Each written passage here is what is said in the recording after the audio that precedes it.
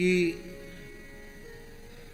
अहिंदी भाषी क्षेत्र में भी लोग सुन रहे हैं, ये प्रसन्नता की बात है। एक माताजी, एक सामयिक बात हम कहें, एक हमारे संत हैं, बहुत प्यारे संत हैं, स्वामी शुद्धानंद जी, उन्होंने एक बहुत प्यारी बात कही। हम लोग सनातनी हैं, वैदिक हैं, और पुरुषार्थ चतुष्टय का आदर करते हैं। पुरुषार्थ चतुष्टय में धर्म, अर्थ, काम और मोक्ष, ये चार हैं। तो प्रत्येक क्षेत्र में, हमारे जीवन के प्रत्येक क्षेत्र में किसी न किसी रूप में पुरुषार्थ चतुष्टय है। भाषा के रूप में भी पुरुषार्थ चतुष्टय है। यदि भाषा के रूप में हम पुरुषार्थ चतुष्टय को स्वीकार करें तो हमारा ऐसा मानना है कि भारतवर्ष की संपूर्ण भारतीय भाषाएं पूरे भारत में व्याप्त हो जाएंगी और परस्पर सबका एक दूसरे के साथ भाषा में संवाद होने लग जाएगा।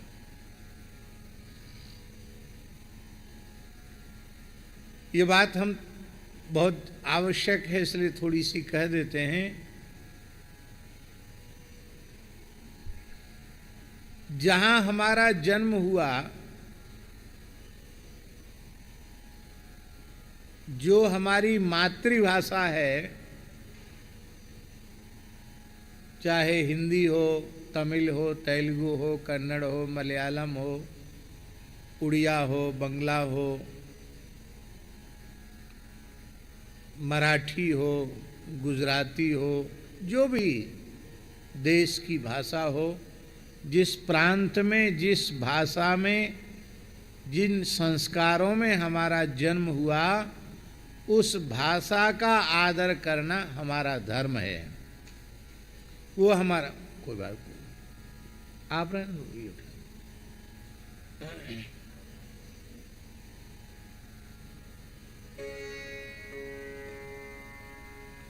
वो हमारा धर्म है।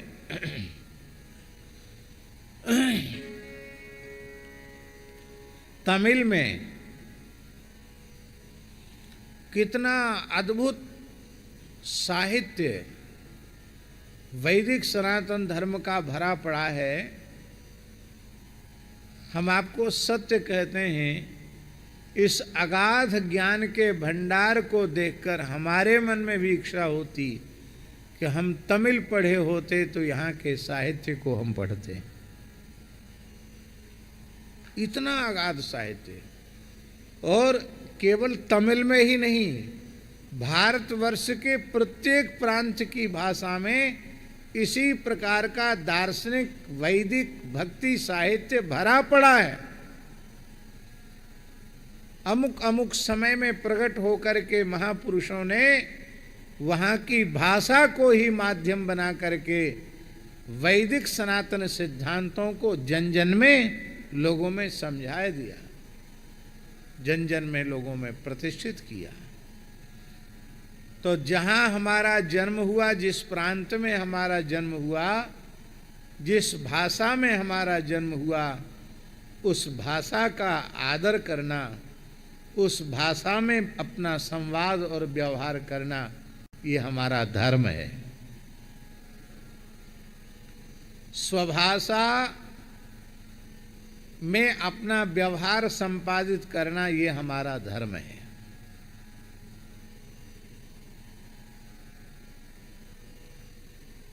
इसमें व्यवहार की भाषा, अंतर्राष्ट्रीय व्यवहार की, संपर्क की भाषा अंग्रेजी मानी जाती है नहीं, मानी जाती है, क्योंकि अधिकांश लोग इसे अंतर्राष्ट्रीय भाषा मान करके इसमें अपना व्यवहार संपादित कर रहे हैं। यद्यपि रूस में अलग है, चीन में अलग है, जर्मनी अलग है, सब अलग अलग भाषाएं हैं, लेकिन फिर भी अंतर्राष्ट्रीय भाषा के रूप में अंग्रेजी को लोग स्वीकार करते हैं। इसलिए अंग्रेजी भाषा अर्थ है, स्वभाषा धर्म है और अंग्रेजी भाषा अर्थ है। और हिंदी भाषा क्या है? हिंदी भाषा हमारा काम रूपी पुरुषार्थ है।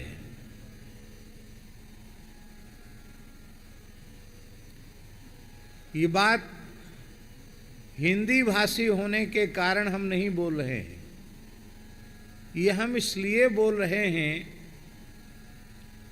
कि भारतवर्ष में अधिकांश विस्तृत भूभाग में जिस भाषा में लोग अपना व्यवहार करते हैं वो भाषा हिंदी भाषा ही है।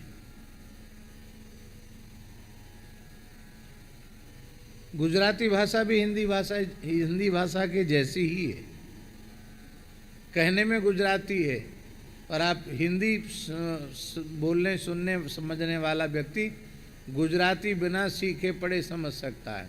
हिंदी तत्सम है।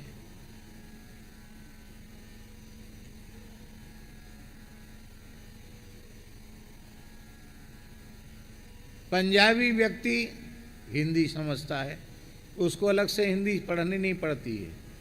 हिंदी भाषी व्यक्ति पंजाबी समझता है, उसको अलग से पंजाबी नहीं पढ़नी पड़ती है।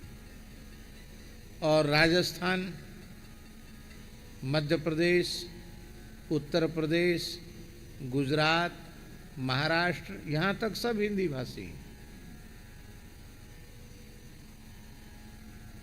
और हिंदी भाषा में विपुल भक्ति साहित्य है। श्रीमद् रामचरितमानस जैसी अनुपम रचना वो हिंदी भाषा में है। गोस्वामी तुलसीदास जी का साहित्य जो संपूर्ण सनातन धर्म का सार सर्वस्व ही है। अष्टछाप के महान भक्त कवियों की वाणियाँ, बहुत विपुल संत साहित्य, संतवाणी साहित्य, वो सब का सब हिंदी भाषा में है। इसलिए हिंदी हमारा काम है, काम माने हमारी कामनाओं की पूर्ति करने वाली भाषा है। इसलिए ये बात सबकी समझ में आ जाए तो हिंदी से परहेज नहीं रह जाएगा। कितने हो गए स्वामी जी पुरुषार्थ? धर्म, स्वभाषा बोलना, उसको पढ़ना लिखना, ये हमारा धर्म है। अंग्रेजी भी पढ़ना लिखना सीखना बोलना वो हमारा अर्थ है, क्योंकि अंतर्राष्ट्रीय संपर्क की भाषा है। और हिंदी हमारा काम है, और संस्कृत भाषा हमारा मोक्ष है, क्योंकि नित्य सिद्ध अनाद्य पौरुषेय वेदों की भाषा संस्कृत है, उपनिषदों की भाषा संस्कृत है, ब्रह्मसूत्र संस्कृत है, श्रीमद् भगवद गीता संस्कृत है। अभी छोटे छोटे बच्चों ने कितना विशुद्ध उच्चारण पूर्वक श्रीमद् भगवद गीता के 5 श्लोक सुना करके मंगलाचरण किया। तो संस्कृत हमारा मोक्ष है। तो इस प्रकार से चारों पुरुषार्थों को हमें अपने जीवन में भाषा के रूप में भी आदर देना चाहिए।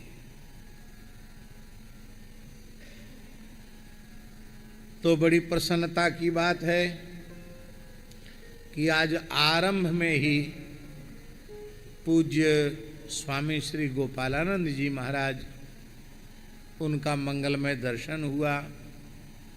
उन्हें 5 बजे प्रस्थान भी करना है, और 5 से कुछ ऊपर ही हो रहा है, 5 से 5 मिनट ऊपर हो रहा है। यहाँ से मदुरई जाना है। जैसे आप लगे हैं, हम उतनी सक्रियता से तो नहीं लग पा रहे हैं, लेकिन हम निरंतर प्रार्थना कर रहे हैं कि ये हम लोगों के जीवन का ये भाग्यशाली क्षण आवे। एक छोटी सी बात हम कहें, दक्षिण भारत जहाँ वैदिक सनातनी संस्कृति के विराट स्वरूप का दर्शन होता है। यहाँ के जो मंदिर हैं उनको देखकर लगता है ये मनुष्य के बनाए हुए नहीं, वो देवताओं के बनाए हुए मंदिर हैं। और शास्त्रीय पद्धति से, वैदिक पद्धति से जो अर्चन यहाँ देवार्चन यहाँ होता है, वैसा देवार्चन अन्यत्र नहीं होता है। ब्राह्मणों में संस्कार भी यहाँ के सुरक्षित हैं, परंपरागत तरीके से वेदाध्ययन है, वेदांग का अध्ययन है। लेकिन एक न्यूनता सर्वत्र दिखाई पड़ रही है, वो ये, कल हम चिदंबरम में भी गए थे तो वहाँ मंदिर के सामने जो प्रधान गाय के रूप में जिसको लाया गया था, वो न तो पूरी तरह जर्सी थी, न पूरी तरह जर्सी थी और न पूरी तरह वेदलक्षणा भारतीय देसी थी। हैं? हाँ हाँ हाँ, वो शंकर प्रजाति की थी। एक है शंकर, भगवान शिव का वाचक है। एक दंत सकार से शंकर, वो संकरित गाय, गाय है ही नहीं वस्तुतः वह। शंकर के लिए तो गीता जी में कहा, शंकरो नरकायैव कुलघ्नानां कुलस्य च। शंकरता नरक ले जाने वाली। तो यहाँ के वैदिक मंदिरों में जर्सी का प्रवेश हो जाना, हमारे हिंदी भाषी क्षेत्र में उसको दोगली कहते हैं, दोगली गाय, दोगली का प्रवेश हो जाना, ये बहुत ही दुर्भाग्यपूर्ण है। हमने पूछा यहाँ देसी गाय हैं तो सब देसी ही क्यों नहीं रखते हो? चिदंबरम की बात है। तो लोगों ने कहा महाराज लोग गोदान करने आते हैं, इसको दे जाते हैं। तो कितने दुख की बात है, जहाँ की धरती पर भगवान आदिशंकराचार्य प्रकट हुए हों, जहाँ की धरती पर श्री भाष्यकार शेषावतार भगवान स्वामी श्री रामानुजाचार्य प्रकट हुए हों, जहाँ की धरती पर श्रीमन मध्वाचार्य प्रकट हुए हों, जहाँ की धरती पर निम्बारकाचार्य प्रकट हुए हों, जहाँ की धरती पर श्री विष्णु स्वामी आचार्य प्रकट हुए हों, वहाँ के लोग गोदान के रूप में मंदिरों को, देवताओं को, शंकर प्रजाति के पशु का दान गोदान के रूप में कर रहे हैं। ये कितनी दुख की बात है, कितने दुर्भाग्य की बात है। तो मेरी बड़ी विनम्र प्रार्थना है कि आप लोग जो यहाँ की इस भाषा और संस्कृति से परिचित हैं, आप लोग कमर कस के इस कार्य में लगिए कि यहाँ के मंदिरों को दोगली जर्सी से विमुक्त कराकर विशुद्ध भारतीय वेद लक्षणा देसी गोवंश को प्रतिष्ठित कीजिए, जिससे देवता का पूजन, अभिषेक, दर्शन, उसमें कहीं जर्सी दोगली न आवे, शुद्ध भारतीय देसी गाय रहे। ये बहुत ही अत्यंत आवश्यक है। यहाँ तो गाय का दर्शन करके हमारा मन बहुत प्रसन्न है। और ये गो सम्मान आह्वान अभियान श्री मलुक पीठ, जड़खोर गोधाम, सूरश्याम गोधाम सबके YouTube चैनल पर निरंतर ये हमको पर्चा दे के गए, उसमें कुछ नंबर भी आ गए हैं भाई। आपके जरूरी होंगे ये।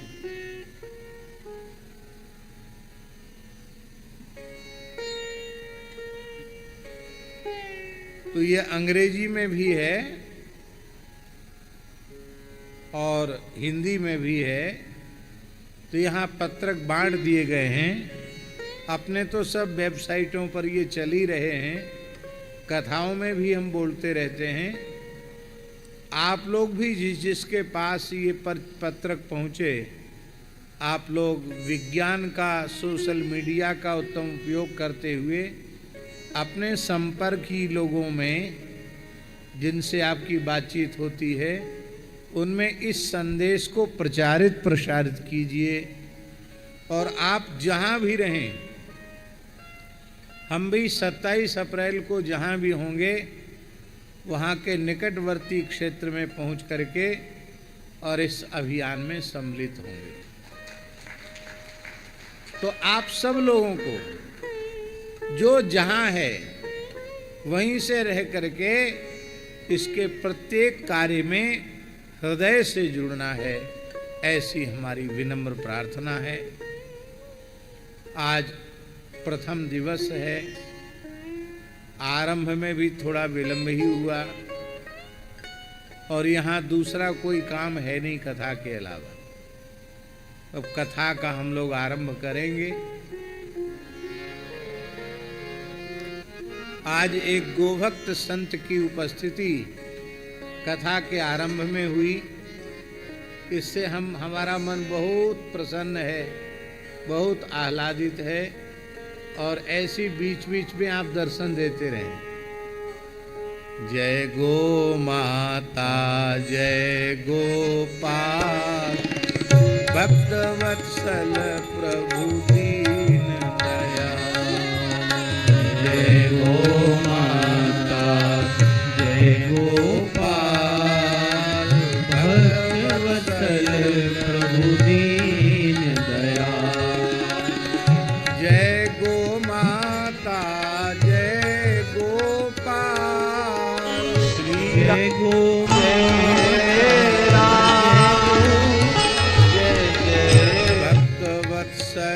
प्रभु दीन दयाल, भक्त वत्सल प्रभु दीन दयाल। जय गो माता जय गोपाल, भक्त वत्सल प्रभु दीन दयाल। जय गो माता जय गोपाल, प्रभु दीन दयाल। तो जो गोमाता सामने हैं उनको कुछ हरा चारा वगैरह कुछ रख दें तो जिसमें उनका रखा हुआ है तो वो पाती रहें और उनका मन लगा रहे। हम लोग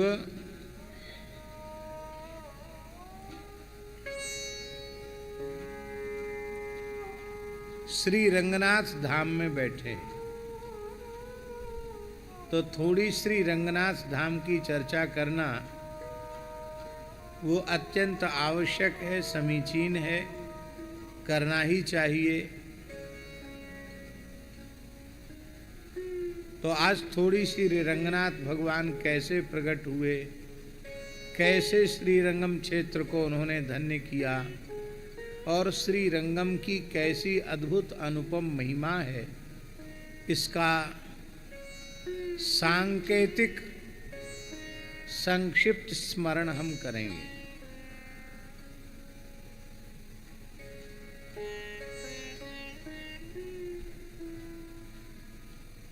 सबसे पहले तो हम लोगों को ये समझना है ये श्री रंगनाथ भगवान इस धरती के ठाकुर जी नहीं हैं। अयोध्या के तो है ही हैं, पर अयोध्या से पहले यही वैकुंठनाथ हैं। त्रिपाद विभूति वैकुंठनाथ श्री रंगनाथ ही हैं।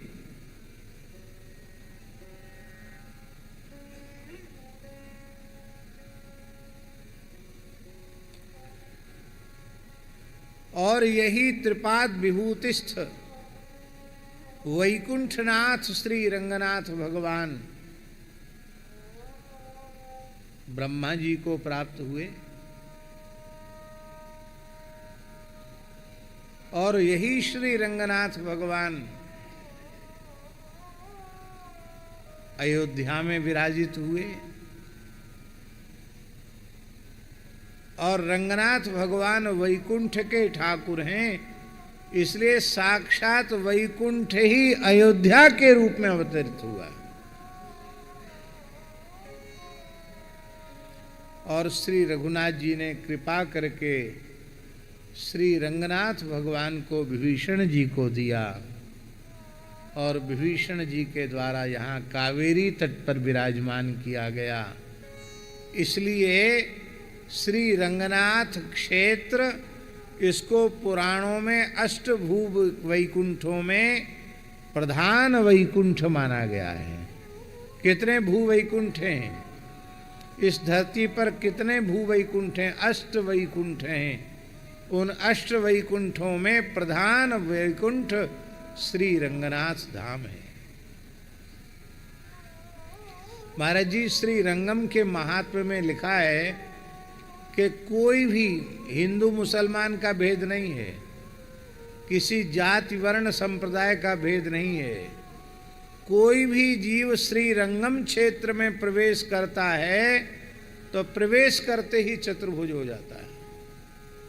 और जब तक श्री रंगम क्षेत्र की परिधि में रहता है तब तक वह चतुर्भुज नारायण पार्षद स्वरूप ही रहता है। यहाँ के कीट पतंग पशु पक्षी भी नारायण स्वरूप हैं।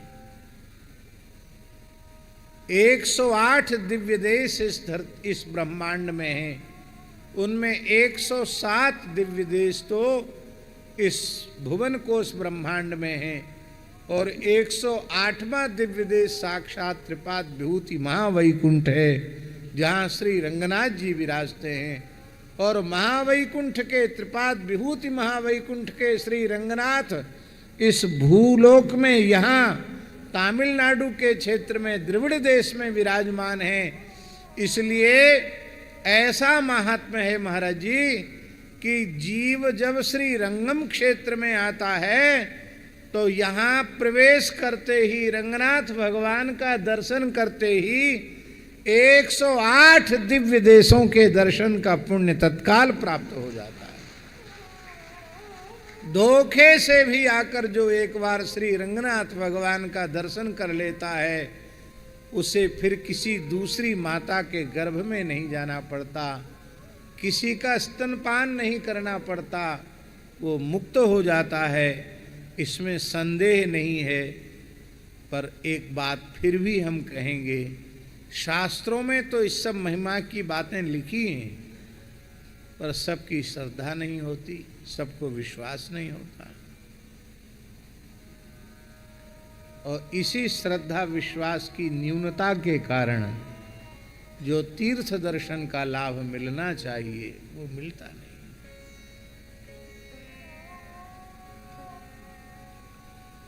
हमको तो इतना आनंद हुआ भगवान रंगनाथ के दर्शन से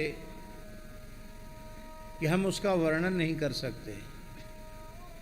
हमको तो लगता था हम दिन भर जब तक मंदिर खुला रहता बस वहीं खड़े रहें, वहीं बैठे रहें, भगवान को निहारते रहें। और आज कितनी सुंदर बात है कि जो रंगनाथ दर्शन कर रहे थे वो यहाँ भी एक रूप से आकर के विराज गए। बोलो श्री रंगनाथ भगवान की जय। और उनके चरणों में बैठ करके ही हम लोगों को 1 सप्ताह पर्यंत श्री रंगम क्षेत्र में निवास का सौभाग्य मिलेगा। भाई संभव होवे तो प्रतिदिन एक बार कम से कम कावेरी स्नान अवश्य करना। हम लोग प्रातःकाल जिन नदियों का नाम लेते हैं, गंगे च यमुने चैव गोदावरी सरस्वती नर्मदे सिंधु कावेरी जलेस्मिन् सन्निधिं कुरु, ये कह करके तब जल में अवगाहन करते हैं।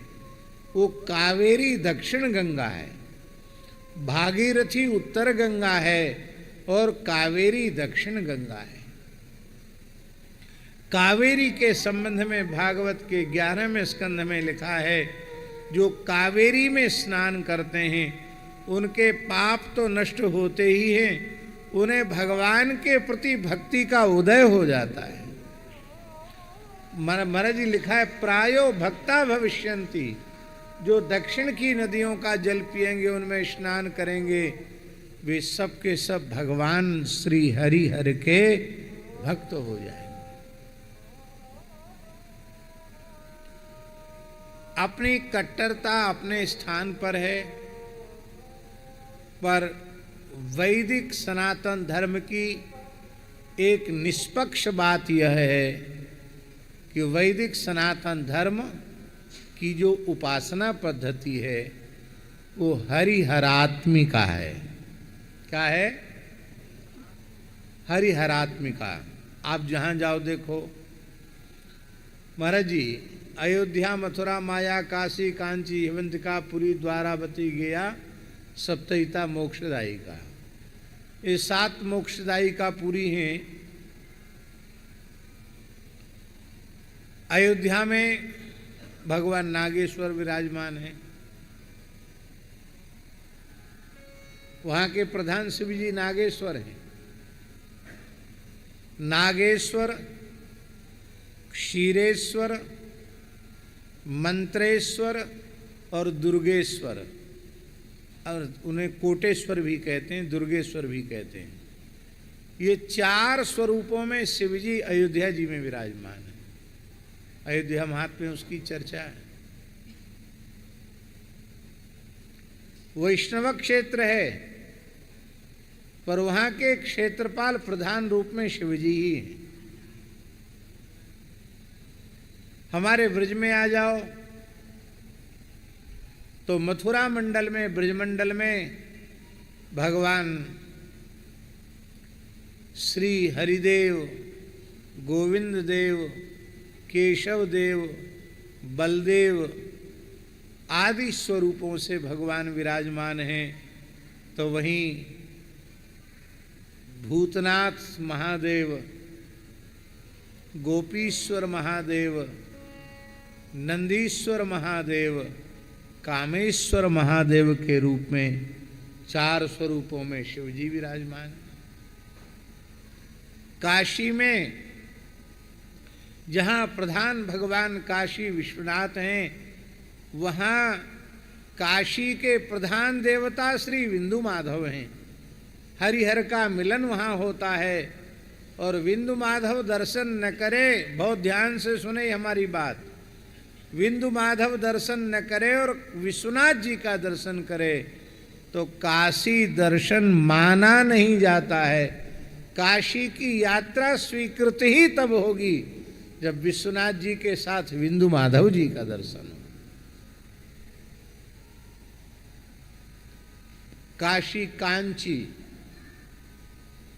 कांजीवरम जिसको कहते हैं, कांची वरदराज भगवान विराजमान हैं, वहाँ श्री वरदराज भगवान विराजमान हैं।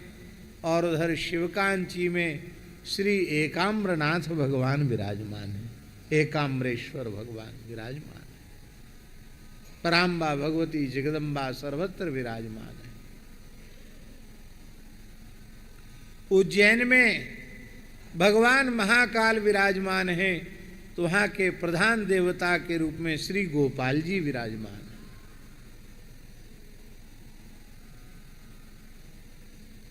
पुरी, पुरी में कौन सी पुरी है? नहीं नहीं नहीं, वो नहीं।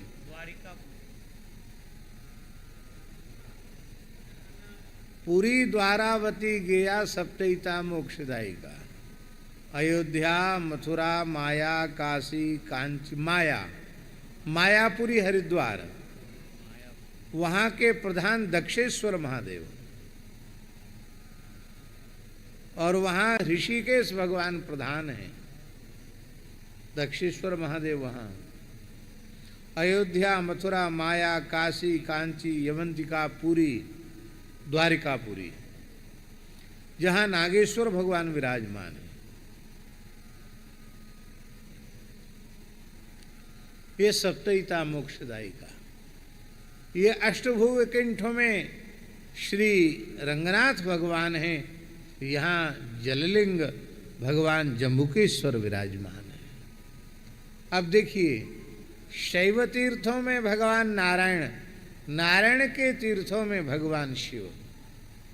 इसलिए बिना किसी सांप्रदायिक दुराग्रह के भगवान कृष्णद्वैपायन वेदव्यास का सिद्धांत, नित्य सिद्ध अनाद्य पौरुषे भगवान वेद का सिद्धांत भारतवर्ष की उपासना हरिहरात्मिका है। और इस उपासना को ही मानने वाले विशुद्ध सनातनी हैं। अपनी अपनी परंपरा और मर्यादा को मानना चाहिए, लेकिन इस प्रकार के दुराग्रह में कभी नहीं पड़ना चाहिए कि हम स्मार्त हैं, शिवोपासक हैं तो हम विष्णु दर्शन नहीं करेंगे, अथवा हम विष्णु उपासक हैं तो हम शिव दर्शन नहीं करेंगे। इस प्रकार की विकृति यदि किसी साधक में आ जाती है तो वह उपासना आराधना करने पर भी अपने जीवन के चरम लाभ से वंचित ही रह जाएगा। ऐसे अनेकों प्रमाण हमारे शास्त्रों में आए। तो महाराज जी, वर्णन आता है कि जब भगवान नारायण के नाभि से कमल प्रकट हुआ, कमल से श्री ब्रह्मा जी प्रकट हुए, ब्रह्मा जी के नेत्रों से, ब्रह्मा जी के मन से महर्षि मरीचि प्रकट हुए और मरीचि के पुत्र भगवान कश्यप हुए और कश्यप जी की अदिति नाम वाली पत्नी के गर्भ से भगवान विवस्वान सूर्य आदित्य प्रकट हुए। बोलो सूर्य नारायण भगवान की जय। भगवान सूर्य के संज्ञा देवी के गर्भ से जो पुत्र उत्पन्न हुए सृष्टि विस्तार के लिए, उन्हीं का नाम हुआ वैवस्वत मनु। विवस्वान सूर्य का नाम है और सूर्य के पुत्र होने के कारण इनका नाम वैवस्वत मनु हुआ। इनको कहा गया कि तुम तप करो और सृष्टि का विस्तार करो, धरती पर भूमंडल पर शासन को व्यवस्थित करो। महाभारत में लिखा है महाराज जी, महाभारत में लिखा है माता जी, भगवान व्यास प्रकट होकर कह रहे हैं पांडवों से कि तुम लोग धर्मशील होने के बाद भी दुखी हो, बार बार शत्रुओं से पराभूत हो रहे हो, उसका मूल कारण है तुम्हें पुरोहित का संरक्षण प्राप्त नहीं है। इसलिए प्रत्येक धर्मनिष्ठ व्यक्ति को एक दिन भी बिना पुरोहित के नहीं रहना चाहिए। इसलिए तुम पुरोहित का वर्ण करो। और धौम्य ऋषि को पुरोहित बनाया युधिष्ठिर ने, और उसके बाद धौम्य के पुरोहितत्व में ही उन्होंने और अपने शत्रुओं पर विजय प्राप्त की। तो पुरोहित होना बहुत आवश्यक है। बिना पुरोहित के एक क्षण भी नहीं रहना चाहिए। आजकल पुरोहित परंपरा धीरे धीरे लुप्त हो रही है।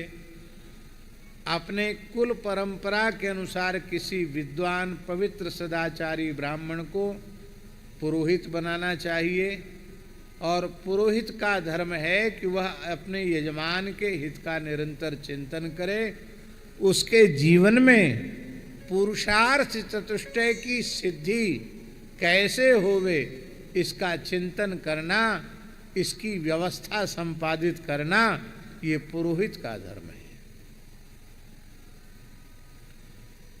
यजमान का धर्म नष्ट न हो, यजमान का अर्थ नष्ट न हो, यजमान का काम नष्ट न हो, उसकी इच्छाएं भी पूर्ण हो और यजमान को मोक्ष मिले। ये चारों पुरुषार्थों की सिद्धि हमारे यजमान को कैसे हो, ये पुरोहित का धर्म है। और यजमान का धर्म है कि अपने पुरोहित का संपूर्ण भरण पोषण आत्मवत करे। पुरोहित को ग्राम याजक न बनना पड़े, अयाज्य याजन न करना पड़े, किसी के सामने हाथ फैला करके कुछ याचना न करनी पड़े। इतनी उदारता पूर्वक अपने पुरोहित का सम्मान करना चाहिए। पुरोहित की बड़ी महिमा है। प्रत्येक व्यक्ति को कोई न कोई पुरोहित बनाना चाहिए। महाराज जी, अब पुरोहित एक पद हो गया। अब पुरोहित की भी योग्यता है। पुरोहित कैसा होना चाहिए, उसको कितना विद्वान होना चाहिए, कितना सदाचार संपन्न होना चाहिए, उसका ज्ञान, उसका पांडित्य कैसा होना चाहिए, पुरोहित के लक्षणों का भी श्री महाभारत में विस्तार से वर्णन किया गया है। हम लोगों के यहाँ भी विरक्त महात्माओं में भी सब तीर्थों में जाते तो कोई पुरोहित, तीर्थ पुरोहित मिलते हैं कि नहीं? कहते हम 4 संप्रदाय के पंडा हैं, हम तुम्हारे पुरोहित हैं। मिलते हैं कि नहीं मिलते? तो पुरोहित की परंपरा आज की नहीं है, ये पुरोहित की परंपरा प्राचीन है। अब थोड़ी विकृति यह आ गई है कि पुरोहित का लड़का पुरोहित हो गया, अब उसमें योग्यता है चाहे नहीं है। तो पौरोहित्य कर्म करने वालों को अपने में पौरोहित्य के योग्य लक्षणों का संपादन करना चाहिए। मनु जी ने कहा, वैवस्वत मनु ने कहा कि भगवान, बिना पुरोहित के हम कैसे धर्म का पालन करेंगे, हमको पुरोहित दीजिए। अब देखिए, बहुत ध्यान से सुने।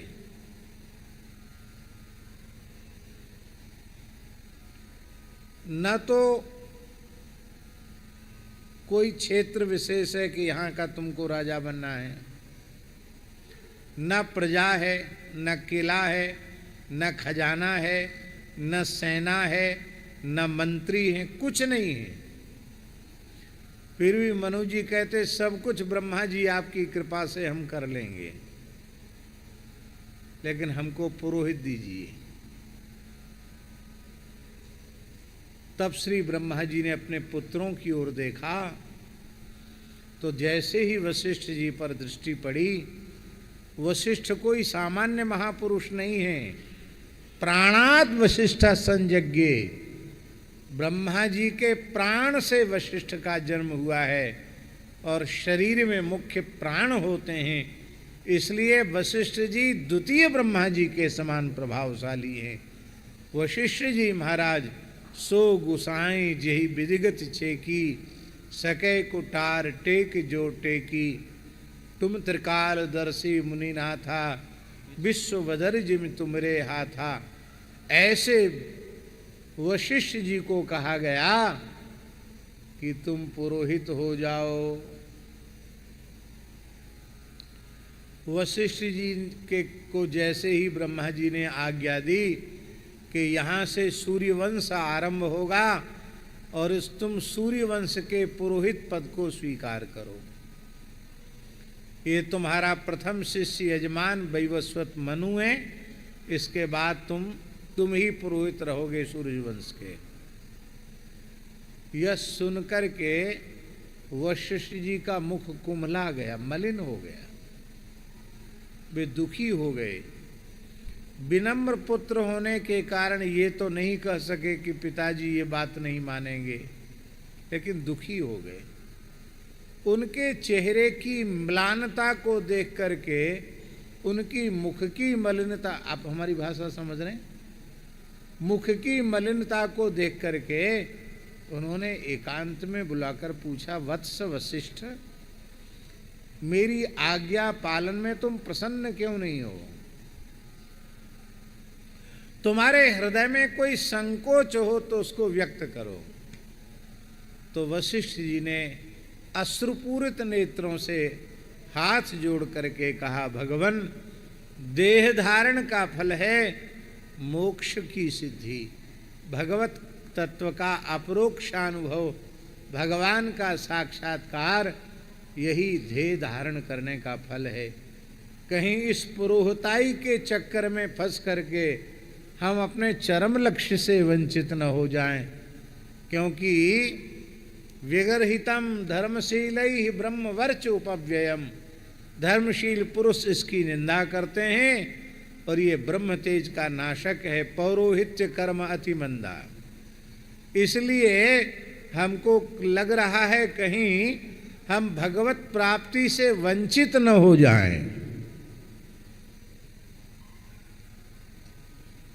इसलिए आप यदि प्रसन्नता पूर्वक आज्ञा दें तो मैं तो केवल तप ही करूं और भगवान की उपासना ही करूं।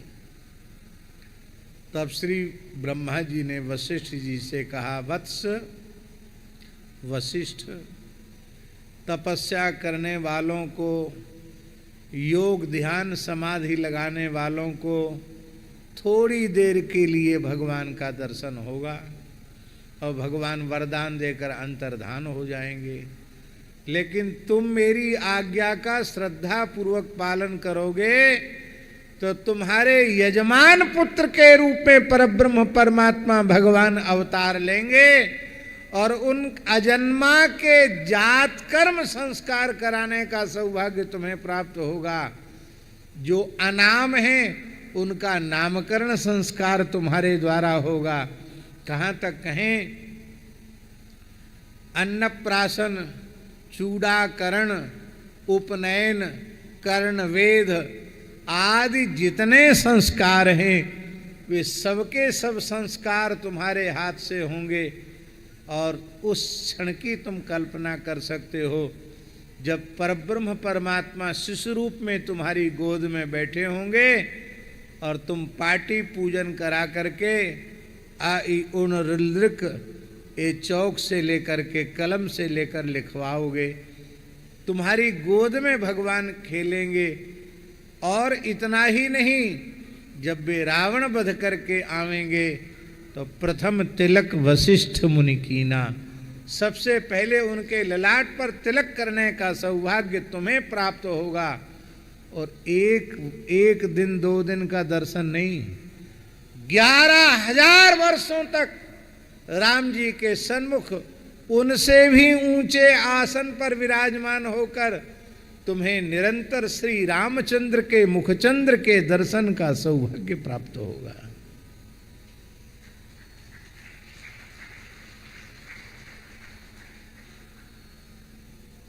इसलिए तुम हमारे ज्यादा प्यारे हो।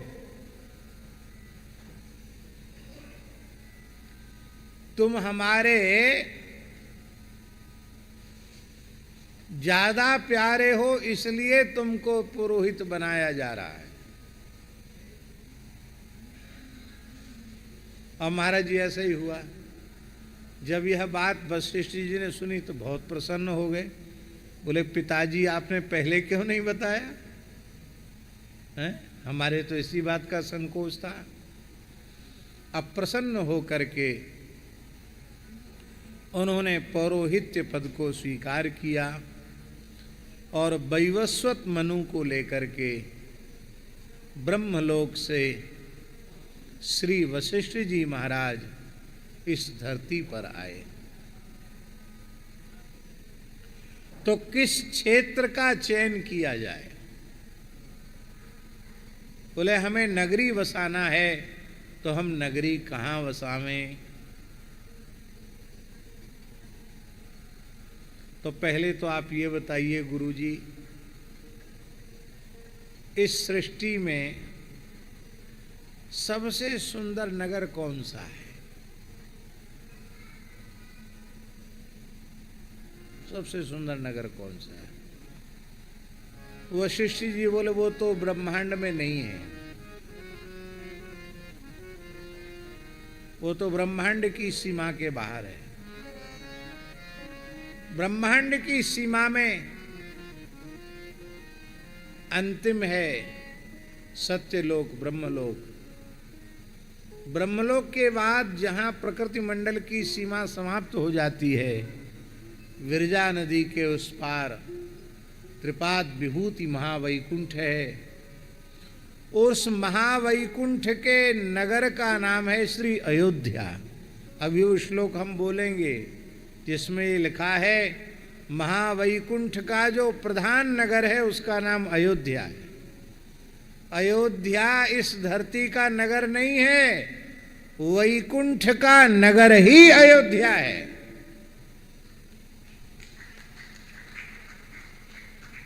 तो गुरुजी फिर तो वही वैकुंठ यहां आना चाहिए। बोले आ जाएगा वैकुंठ। तपते अगमन कछु संसारा, तपस्या करनी पड़ेगी। गुरु चेला दोनों तपस्या करने लगे। भगवान नारायण प्रसन्न हो गए। भगवान नारायण ने प्रसन्न होकर के दर्शन दे करके कहा, वरम ब्रूहि।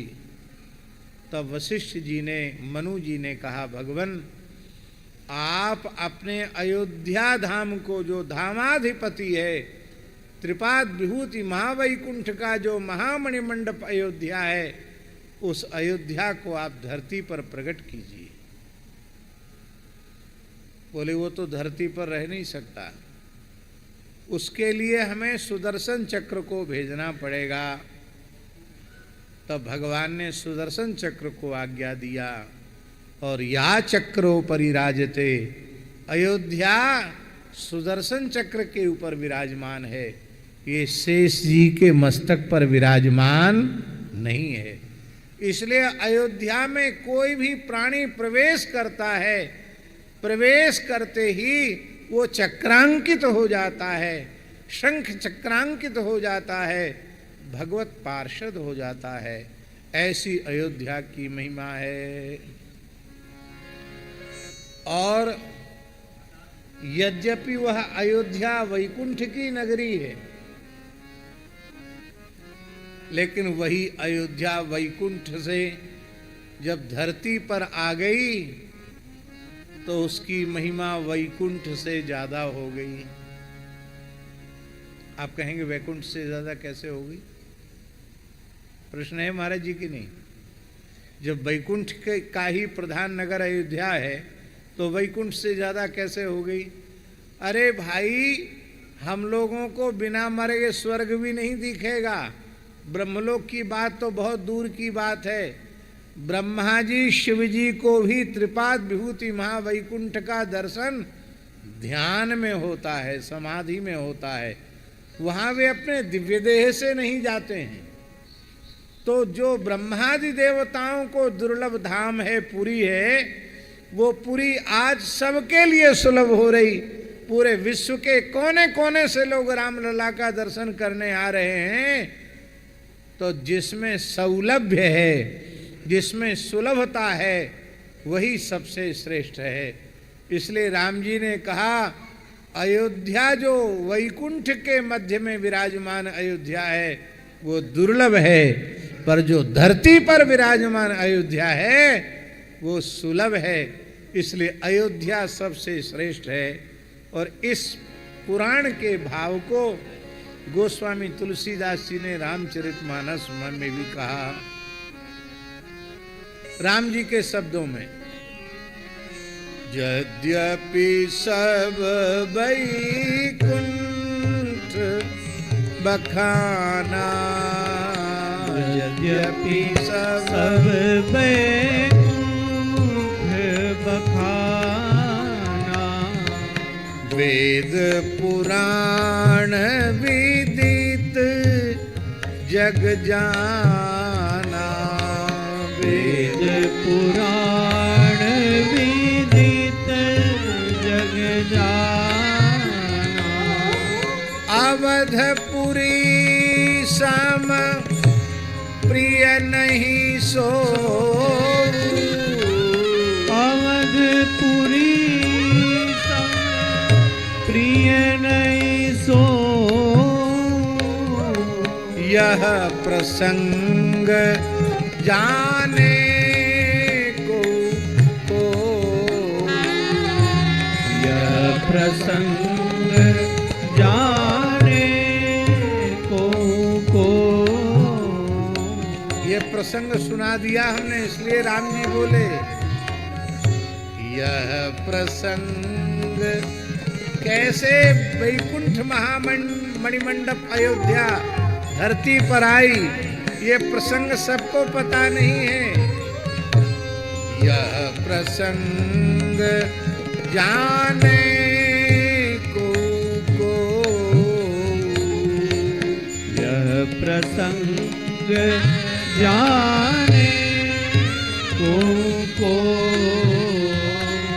कैसे भी अयोध्या में निवास हो जाए, अयोध्या जाना हो जाए, अयोध्या में जन्म हो जाए, भले ही उसके पूर्वकृत पाप आड़े आ जाएं और कुछ काल तक के लिए विमुखता के नास्तिकता के संस्कार उसमें बने रहें, किंतु अयोध्या से यदि संबंध जुड़ गया है तो कभी न कभी राम जी उसके हृदय में अविचल भाव से अवश्य विराजेंगे, इसमें संदेह नहीं है।